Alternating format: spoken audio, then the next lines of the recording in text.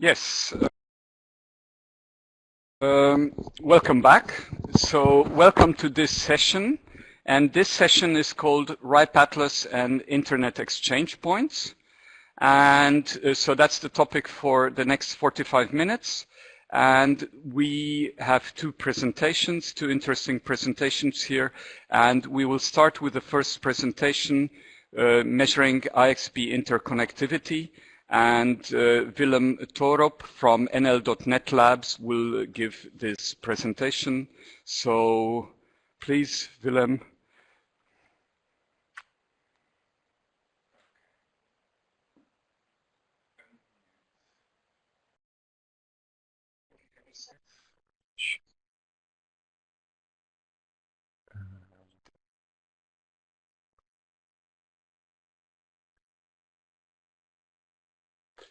Okay.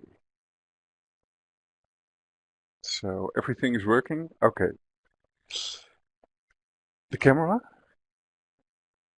Webcam. Okay.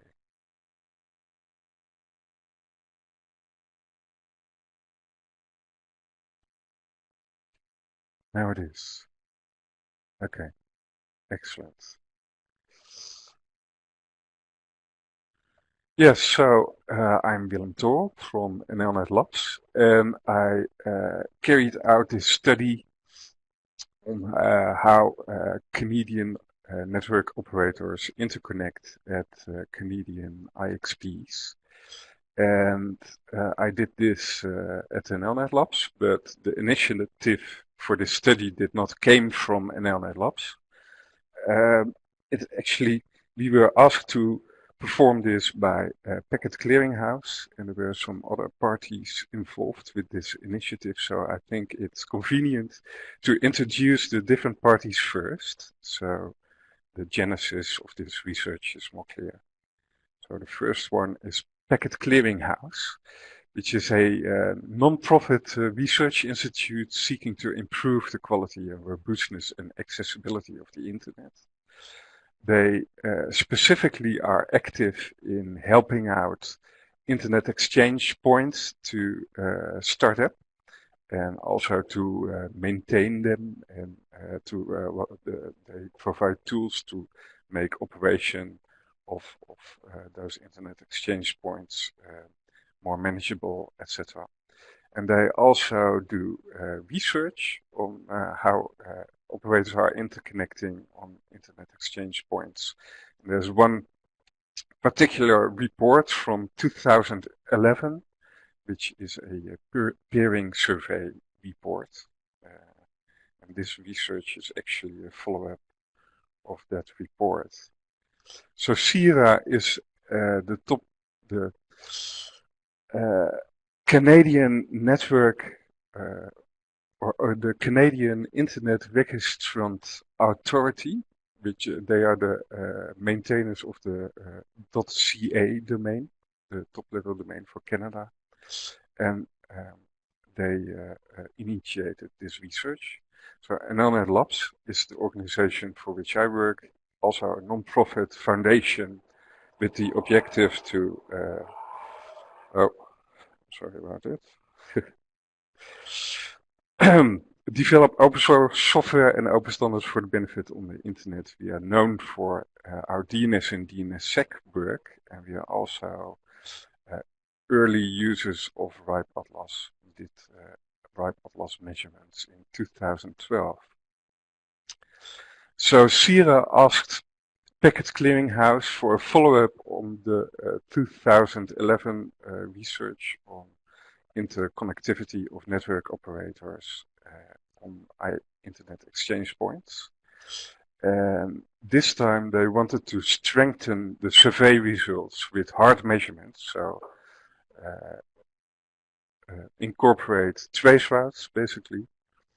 Packet Clearinghouse approached Emile Aben from RIPE, who will be speaking after me, to see if he could set up their research and use RIPE Atlas to process trace routes within Canada, and Emile forwarded Packet Clearinghouse to NLnetLabs to perform this research. So the research question that we addressed is, what is the status of the internet interconnectivity within Canada? Are all the network operators in Canada operating or interconnecting on the internet exchange points? And more specifically, how much traffic from Canadian sources to Canadian destinations stay within Canada? So here's a picture of the different exchange points in Canada, and if all operators are connecting properly, all traffic from anywhere in Canada to anywhere in Canada should go through those exchange points. So the methodology was to analyze trace routes from Canadian sources to Canadian destinations. So we used the RIPE Atlas database.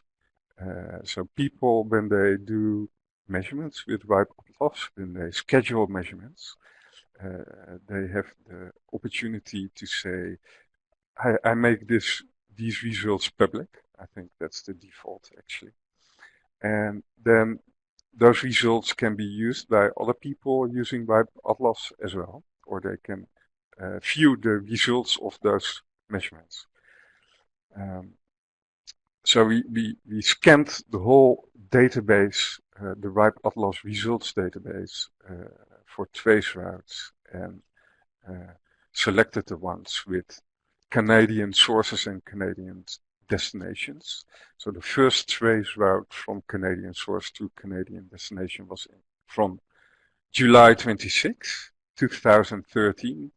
And this research was performed in September and October. So the last one we protest was on the 20th of 9. Besides using those measurements results from other people, we also scheduled some active measurements ourselves. I'll show you later what kind of measurements. And we used trace routes from Emile measurement network. So MLab is a consortium of research, industry and public interest partners dedicated to provide an open and verifiable measurement platform for global network performances. They have measurement nodes at internet exchange points typically. It's a partnership between New Americans, Open Tech Institute, Google, Princeton University, and Planet Labs, and some others. But the difference with RIPE Atlas can already be seen on this picture. They have probes on 6 vantage points in Canada. So here is all the measurements with the unique source IPs of the trace routes, which could be considered the unique vantage points. So with passive Atlas measurements, I mean the results of the measurements that were performed by other people. We had 1400 unique source IP addresses that initiated trace routes. At the time we did the measurements, there were 310 active probes in Canada, so apparently they sometimes change their source IP address, I suppose. Measurement Lab had 6 vantage points, but they do trace routes to more destinations than what we did with RIPE Atlas, resulting in more unique trace routes, though perhaps less diverse because of the limited number of vantage points. So one of the active, or 2 of the active measurements that we did was trace routing to the DNS root service and to the .ca DNS service. And those kind of name servers are typically anycasted, and they have IP addresses within Canada. So if all would be well, all traffic to those DNS servers should go to, should not cross the border and should stay within Canada. So one complication with scheduling measurements towards anycasted addresses is that anycasted IPs cannot be geolocated. So we have to look at the second last hop to know which path they took to this specific anycasted IP address. Other active measurements that we did was to the governmental websites of Canada, which are registered within the second level gc.ca domain, and also to the top 250 Canadian websites from Alexa. So a problem with these websites is that they control where fewer of those websites will end by DNS. So they don't. So it's well possible that you would not end within Canada, but it is not controlled by routing tricks, but by a DNS trick. The lookup for the specific web server would result in an IP address which is hosted somewhere else than in Canada.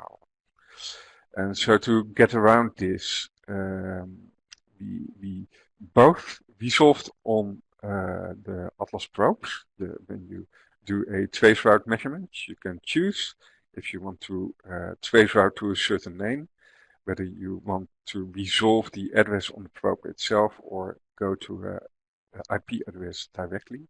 And we also resolved the names of the government websites and the Alexa top 250 on NLnetLabs ring nodes within Canada.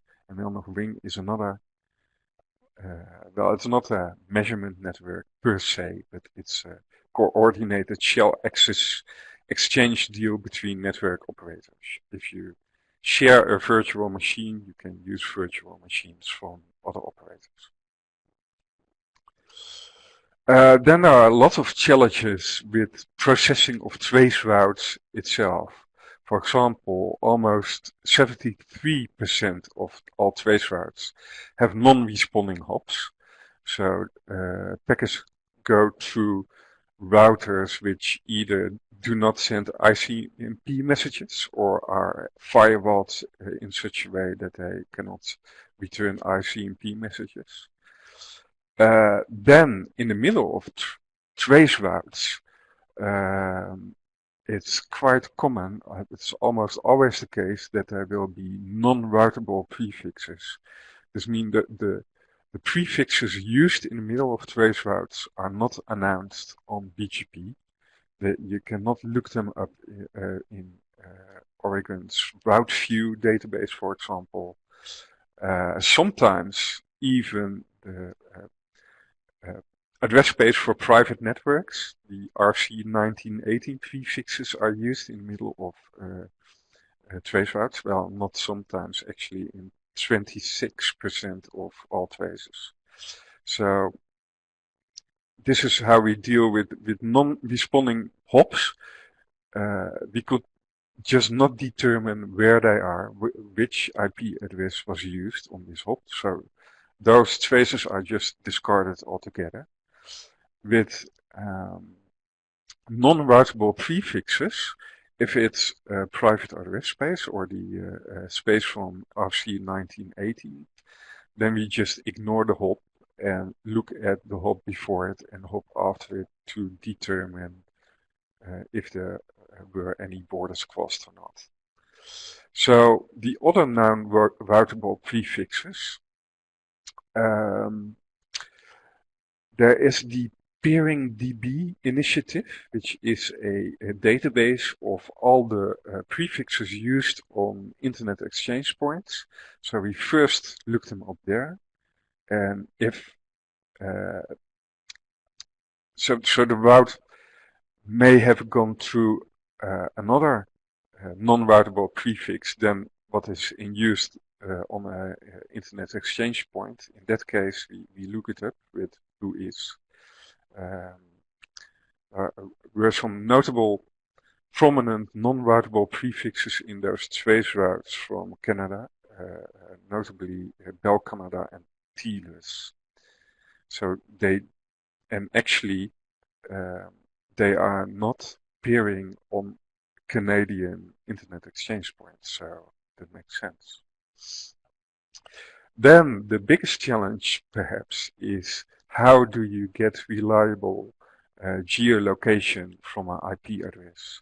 So there's MaxMind, but we know it's only reliable for end user IP addresses and less reliable for infrastructure.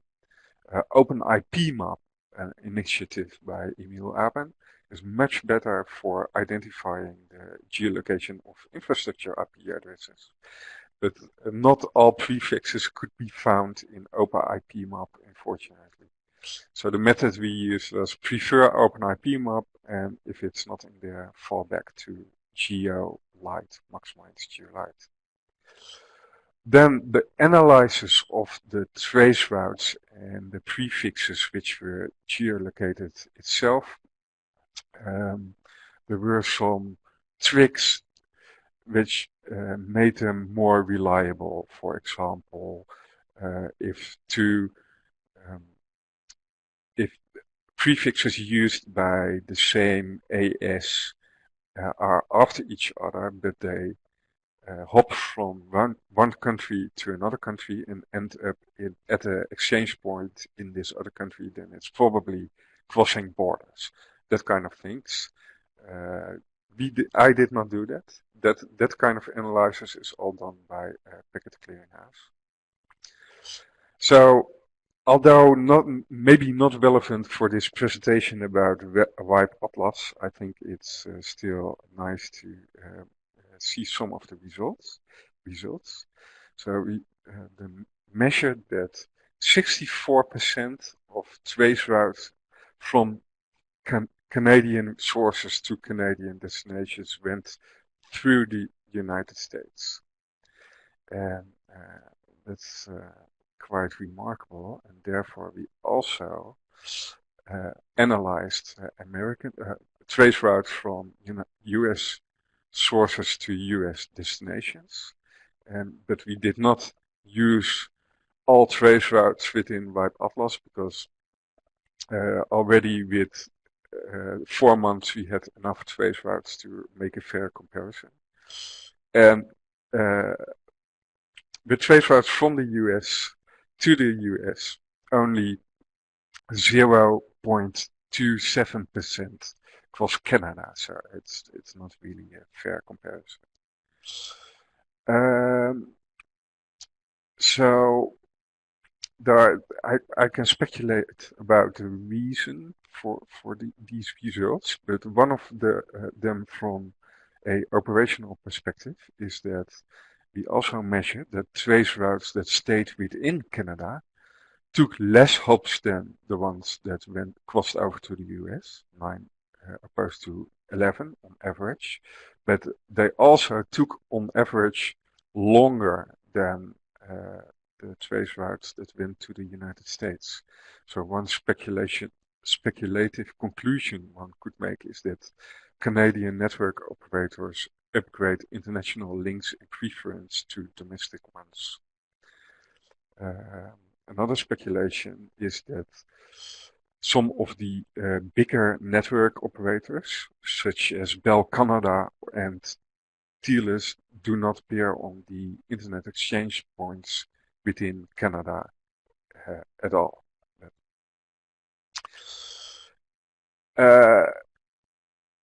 Canadian governmental websites, only 29% is hosted in Canada, and of those, 52% of the trace routes crossed over to the United States. So it's only a fraction which stayed within Canada. Similar results for the Alexa Canadian top 25 websites. Then the root DNS Anycast nodes are quite interesting, but because they should have stayed within Canada.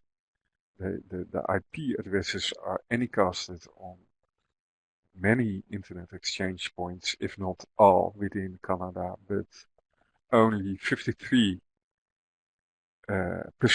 reached the Anycast node in Canada. 42% reached the Anycast node, a Anycast node in the United States, mostly in New York or Chicago, by the way. And even if it ended up at a Anycast node in Canada, only 37% stayed within Canada.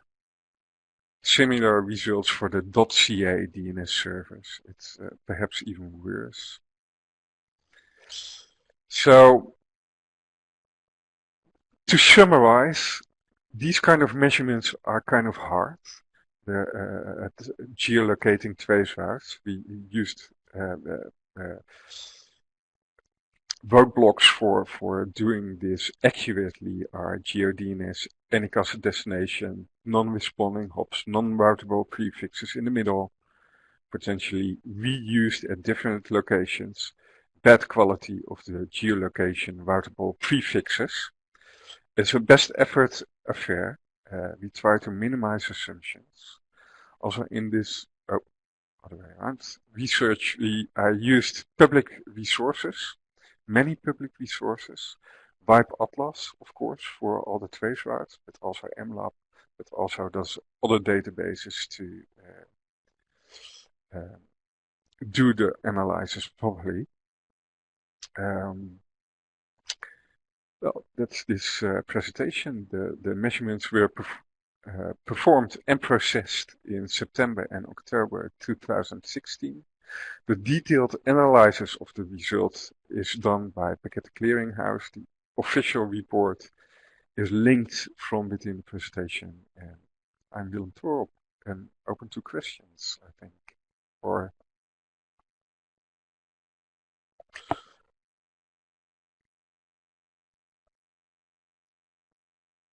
Yes. Very much, Willem. Thank you for that. And I can already see some questions. People are already typing some questions. okay. So, yes. Okay. Why should 100% root DNS Anycast nodes should have stayed within Canada? Well, if all Canadian operators would peer on Canadian internet exchange points, as they should have, then they all end up at the DNS Anycast nodes, which are also present on those Canadian exchange points. So that's the reasoning behind that. Okay, thank you very much, Willem, for that interesting presentation.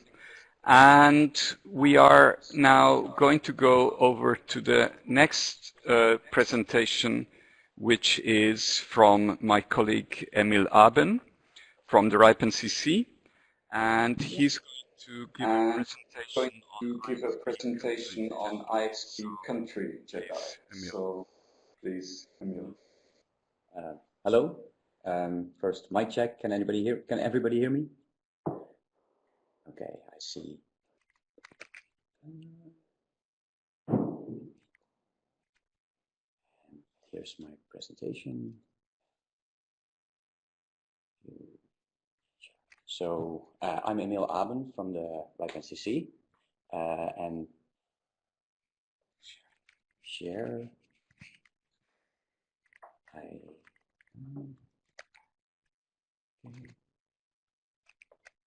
yes.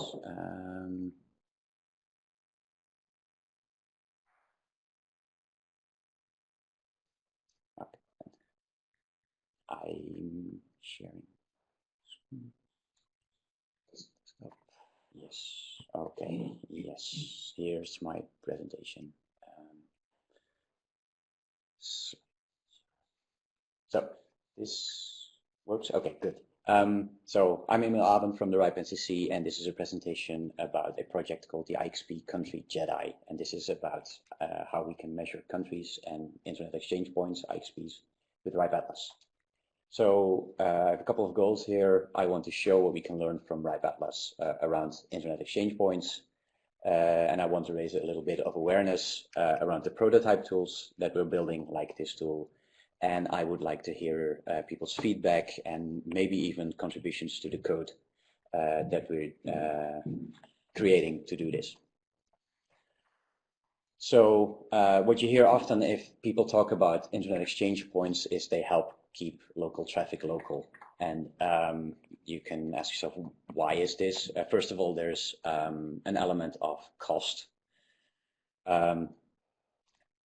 You want to have low cost internet, not only monetary costs, but maybe also environmental costs, lower use of many resources, like things like routers, data centers. There's shorter path have service quality issues, happy users. We all want our users to be happy, like this user. And there's a potential also for security. If you have local path, then there's not a lot of things on your path that could interfere with the traffic going over it. And especially since we live in a post-Snowden age, there's people becoming more aware of things going out of country, as we also saw in Willem's presentation. And how do IXPs help facilitate this is by facilitating connecting networks locally. So how does RIPE Atlas fit into that picture? Can we actually measure things with RIPE Atlas about this keeping local traffic local? And that's what this project is about. We're actually prototyping a tool which is called the IXP-Country-Jedi, and to show what you can see if you use the RIPE Atlas probes in a certain country to measure towards each other. And Willem showed the case of Canada, and this project is trying to do this for all countries where we have enough probes, and we do this on a monthly basis. So we create monthly snapshots of what you can see with RIPE Atlas probes if they measure the path between themselves inside of a country. So we have an easy to remember URL. It's www.net/IXP-Country-Jedi. So if you want to, this is the most important thing to remember from this presentation. If you want to know more about this project, go to this URL and you'll find all the information there. So what is this project actually? So there's several questions you can ask yourself with this.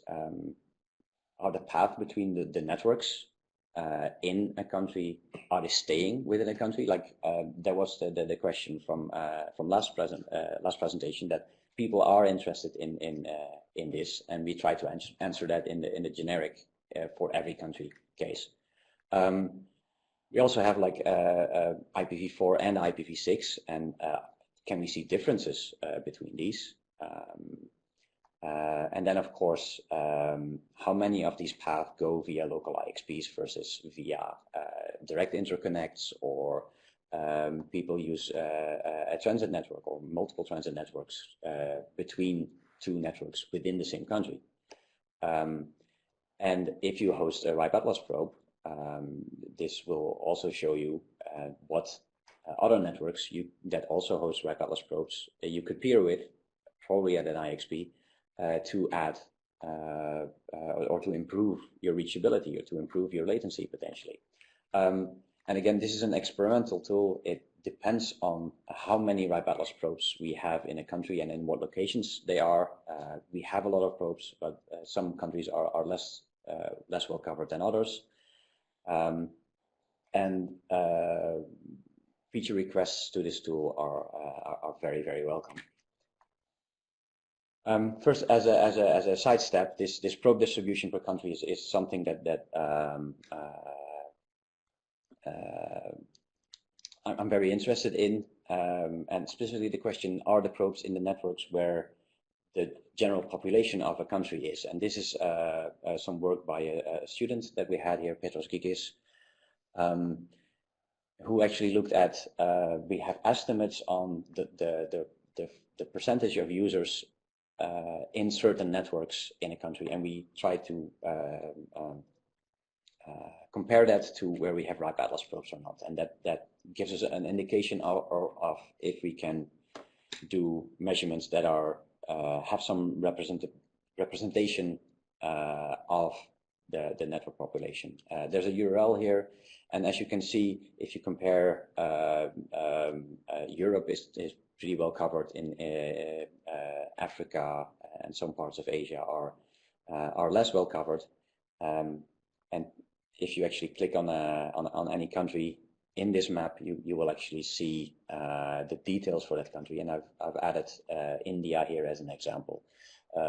You see that Reliance has an estimate of roughly 50% of the internet population in that country, and we have 0 probes there. Same with the number 2, 3, and 4. What we hope to enable with this interface is people becoming aware of that we would like to have probes in that network if it's possible. Of course, if it's a mobile network, it becomes a bit harder. And then also get probes into these networks. That makes our measurements better, and especially for the IXP-Country-Jedi prototype, having the probes where the users are is really interesting. So to get into the technical details of this, so this project is running monthly. There's code that people can run themselves, but we do run these measurements monthly, so you don't have to schedule your RIPE Atlas measurements if you want to have a look into these questions that we're asking ourselves. So technically what this is it's trace routes, so path measurements, the path between RIPE Atlas probes in the same country. And what we actually do is we identify the autonomous systems, we identify what networks are in that country and have RIPE Atlas probes in them. Then we identify the IXPs and the IXP lands using PeeringDB. Also saw that in the previous presentation. So for us, it's important that the IXP lands are in PeeringDB. Otherwise, we cannot detect them with this tool. And then we select 1 or 2 probes from each autonomous system. We don't want, we have networks where we have hundreds of probes, for instance, Deutsche Telekom. They would overwhelm a mesh, so we only select 1 or 2 per AS, and we use probes with good geolocation and are public. You can set a probe to private. We would like probes to be public, because then we can do these measurements. And we have OpenIPMap, which is currently a prototype of how to geolocate infrastructure IP addresses, and we're creating a production service out of that. But that is used to actually get more accurate geolocation on infrastructure IP addresses than you get from other public databases. And then finally, this is a whole lot of machinery that we actually do set this up and do analysis over this. And what we then do is we have sort of like 3 different views of this data. We visualize it as a map, as a matrix, and as a graph, as an autonomous system graph. And later I'll show 3 examples of these visualizations. So what are the benefits of actually doing this? We have many stakeholders here.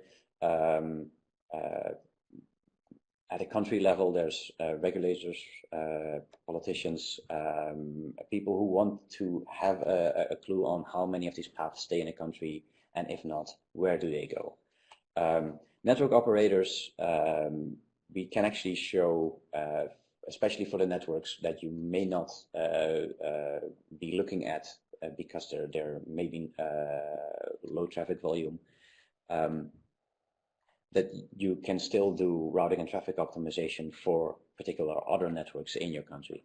On IPv6, we are comparing IPv4 and IPv6 path in a visual way, so you can actually see if your v4 and v6 path are different. So it might actually give you some clues on if your v6 path is faster than your v4 path. You could look into changing your v4 path the same way. For IXP operators, this can showcase how IXPs help keeping the local traffic local or regional. For our RIPE Atlas community, we want more probes in networks where we don't have probes, and this gives higher quality network data and a better platform for everybody to use to measure the internet and to improve it. And of course, we have OpenIPMap, which improves data quality of geolocation of routers, router infrastructure. Here's an example of a view. So what we did was to create a mesh measurement for Finland using a methodology that I explained earlier. And here, every row is a RIPE Atlas probe as a source, and every column is a RIPE Atlas probe as a destination. And so every cell represents a single trace route, a single path between 2 points in the same country, in this case Finland. And then we color each of these cells based on their properties. And we have two properties that we color by. One is, does it cross an IXP or not? Can we detect an IXP in here or not? So that's the green and the blue. And the other property is, does it go out of country or not? So the reds here are the cases where a path doesn't cross an IXP and goes out of country. So you can see a couple of these. The yellows are when a path doesn't go out of country but doesn't cross an IXP either. So that could be direct interconnects. The blue are strange cases where you cross an IXP and go out of country. We see little of that typically. And the green is kind of the showcase for where an IXP keeps local traffic local. And this is actually, if you go to this interface that you can find through the URL that I mentioned earlier, this is interactive. So you can, and I'll show, you can hover over or click on a single cell here, and I highlighted this cell because it has an interesting out-of-country path. You click it and you actually see the actual traceroute path in a format that, if you're familiar with the command line traceroute, you can recognize that in here. We recently added a visualization where there's bars there that show you the latency. So the blue bars here represent latency, and you see the v4 traceroute. If there's a v6 path here as well, they will be shown side by side, so you can actually compare for the same source and same destination. So that's the matrix view that we have. Here's the second view, which is a geographic view. And this one pokes a lot of interest typically because if there are paths going out of country and if they're going through very far away places, that will stick out like a sore thumb. These are sort of hairpins that you don't expect to see. So in this case, it's a measurement from probes in France, 2 probes in France. And it was taken on the 1st of October, and you see a lot of path in France, the big blue blob here, But you will also see path detour. If you look into the data, it will detour through Germany, the Netherlands, Switzerland. There's a whole list of countries there. But we also find paths that detour to the US. And that's, if you dig deeper into these, you might find that peering at local IXPs could have avoided these types of paths. And that's sort of an insight that we want to show with this map view.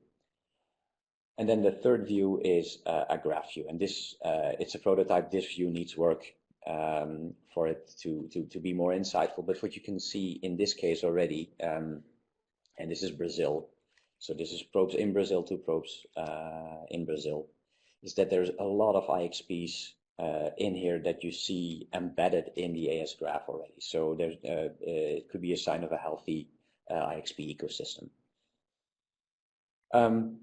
So if you look at these paths, you might be surprised why some detour, for instance, the France case, why some path detour to the US. Because if you go from a point in the same country to a point in the same country with a vehicle, you just take the shortest path, right? You have your GPS that guides you. So the internet is not like that, and we have BGP as a mechanism to guide packets. But what I think happens is that the BGP optimizations, if people do them, are based on the high cost traffic flows, so the high volumes.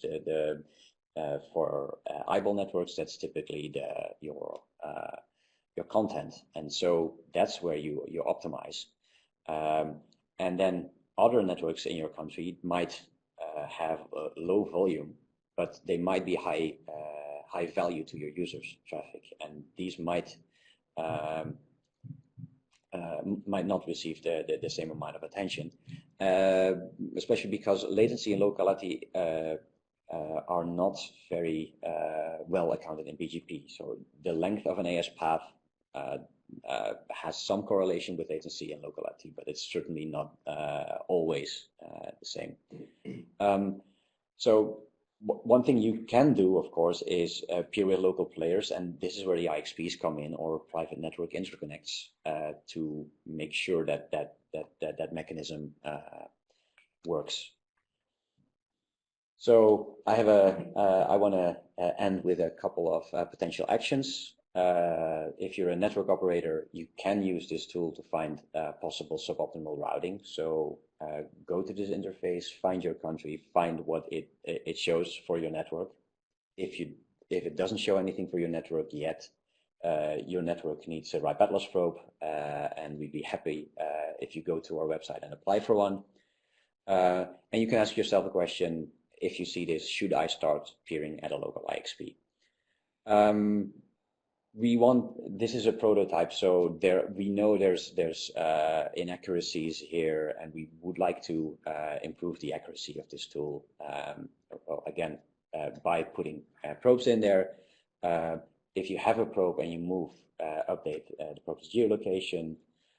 And the other one is this is reusable, rewritable code. Also on this page, you can find a link to a GitHub where you can use the tool, modify it, send us patches. So in our monthly updates, your patches get also visualized the way you want, or different types of measurements. So if people want to reuse this, it's certainly possible, and we're very open to feedback. We'd be happy to know what people think of this. So that concludes my presentation. So if people have questions, I'd be happy to try to answer them.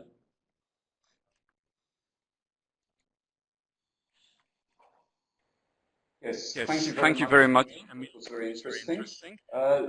Does anyone still have any questions for Emile about this presentation?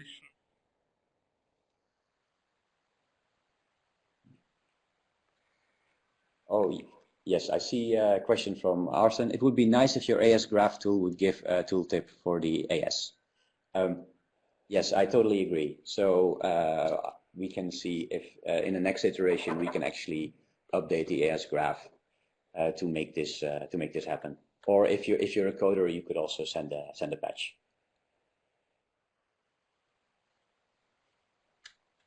Any more questions? Okay. Well, thank you very much.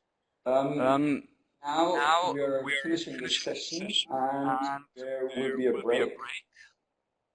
So there will be a 15-minute break, and we will continue with the next session at 9:45